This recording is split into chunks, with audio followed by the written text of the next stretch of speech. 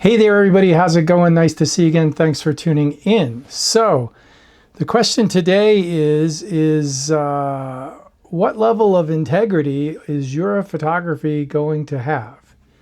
And that's a personal choice, and only you can answer that question. But let's explore it a little bit. So, this is a philosophical video.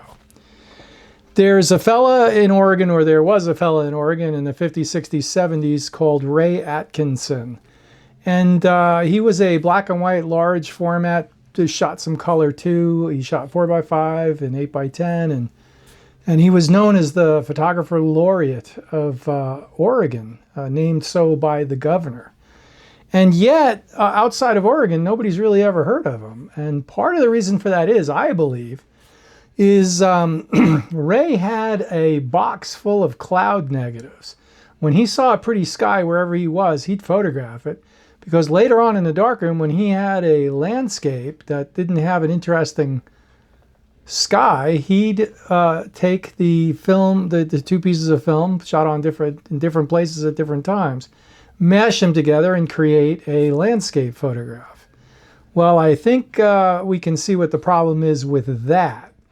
And it applies to film as much as it does to digital, although digital has made it a lot easier to do that, so maybe it's more acceptable today. I don't think it's more acceptable at all. I just think people are more willing to look the other way because it turns them on to do it. It's still wrong, all right? And so Galen Rowell, back to what Galen Rowell said, the integrity of the photograph is only as good as the integrity of the photographer. And that is true because you can do the same stuff with film if you're skilled enough that you can with digital. Digital just makes it a lot easier. So there was a photographer named Art Wolfe. There is a photographer named Art Wolfe. Art's still with us. And Art got into trouble because he came out with a book called Migrations, which was a book of shots of multiple herds, herds of multiple animals. How do I put this? It was shots of herds of animals, so there were multiple animals in the shot. Like, 150 zebras running across the plain, or a big pile of penguins, or wildebeests, or whatever, right? You get flamingos, right? Okay. So Art got into trouble. I remember this. This was 20 years ago, where there were bear patches in his photographs. He cloned in extra animals. I think we can all agree that that's probably not really the thing to do if you want to maintain credibility and integrity, right? So did he learn his lesson? I don't know. I mean, you can still buy the book, I think. But whatever. I mean, I'm not comfortable with that. So, and then, of course, the thing that really kicked this all off was the National Geographic actually moved one of the pyramids because they had a photograph with some camels in front. The two pyramids were separated out a little bit for a vertical cover. So they took one pyramid and moved it over so that they made a nice triangle pattern. You'll see what I'm talking about.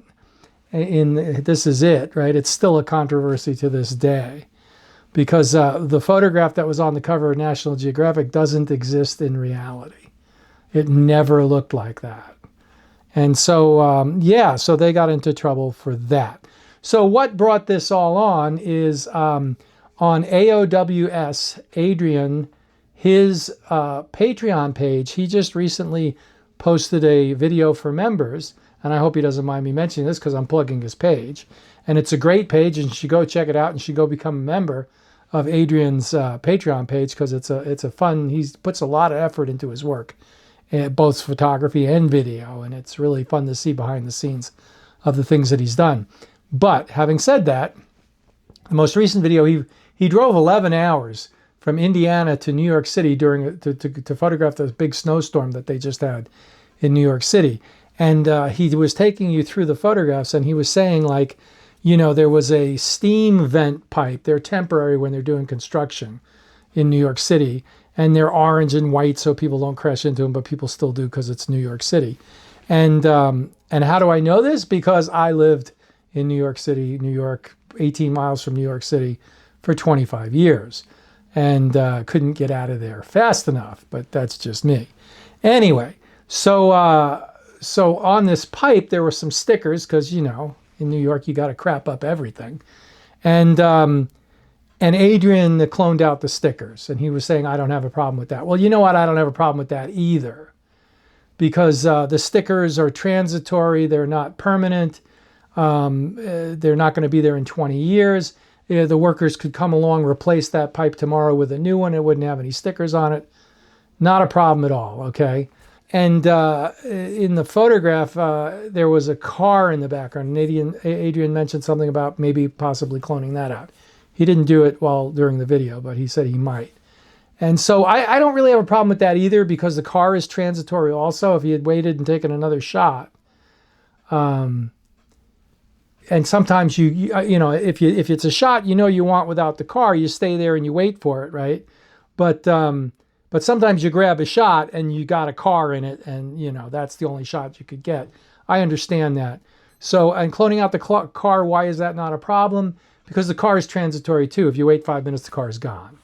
So the scene doesn't necessarily, I mean, you would have a hard time getting that shot with that car in it again. As a matter of fact, it'd be almost impossible. So what do we learn from all this? Well, it really comes down to additive and subtractive.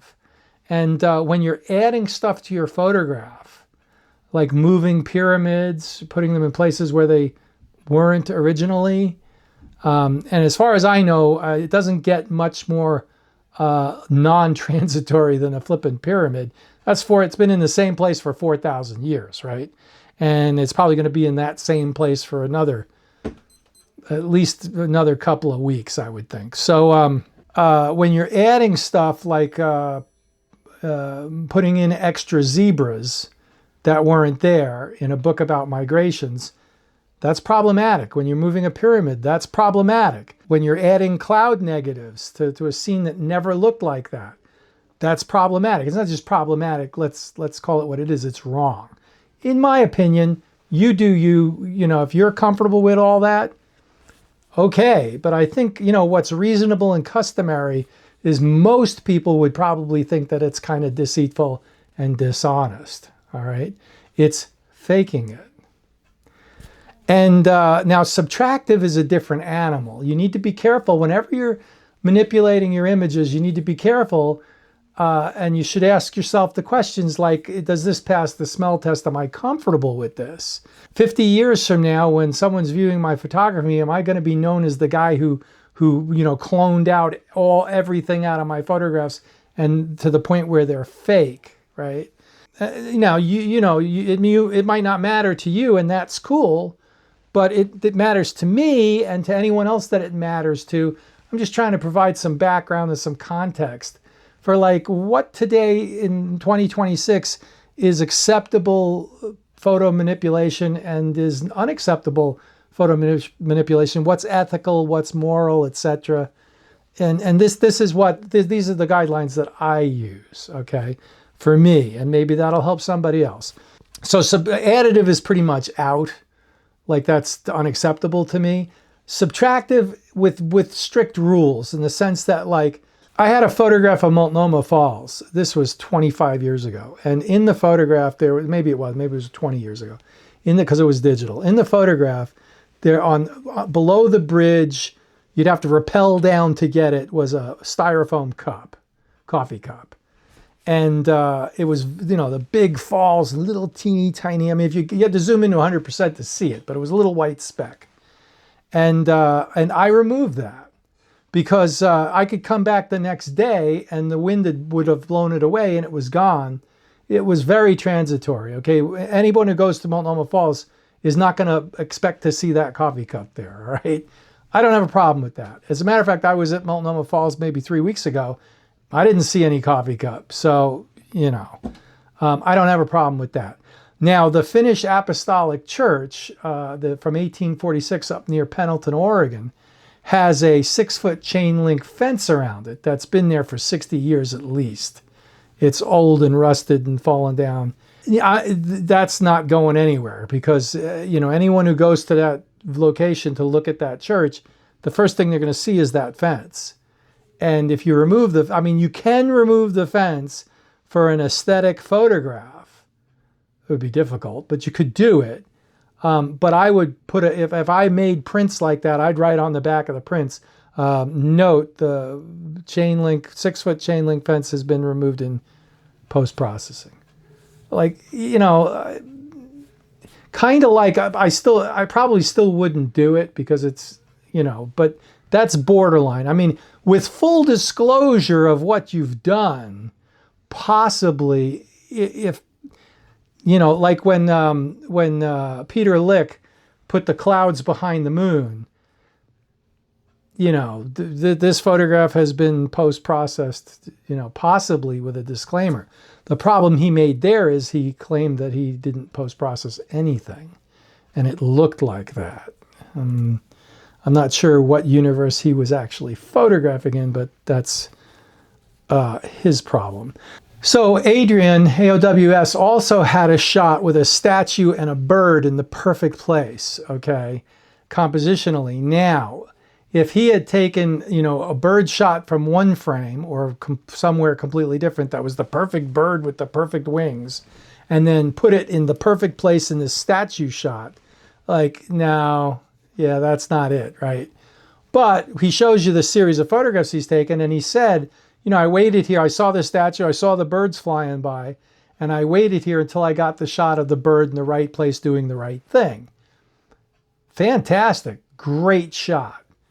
Good job, that's it, right? So that's what you want. That's real. That's not fake.